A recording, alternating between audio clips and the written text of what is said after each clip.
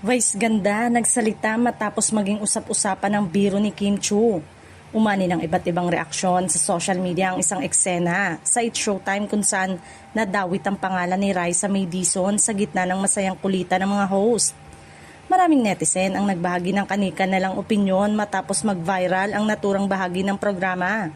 Sa gitna ng mga lumalaking usapan online, ipinahayag ni Vice Ganda ang kanyang panig at ipinaliwanag na ang naturang biro ay bahagi lamang ng masayang takbo ng kanilang live noontime show. Aniya, wala itong layuning manakit o manginsulto kundi maghatid lamang ng aliw sa mga manonood. May mga netizen na nagsasabing normal lamang ang ganitong uri ng biruan sa entertainment program, habang ang iba naman ay naniniwalang dapat pa ring maging maingat sa mga ganitong sitwasyon. Samantala, may ilan ding naghihintay kung magbibigay ng pahayag si Joey De Leon kaugnay ng isyong ito.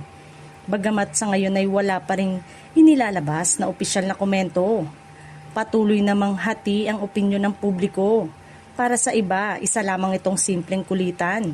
Samantalang para sa iba naman ay paalala ito na ang mga biro sa telebisyon ay maaaring magkaroon ng iba't ibang interpretasyon depende sa mga manonood.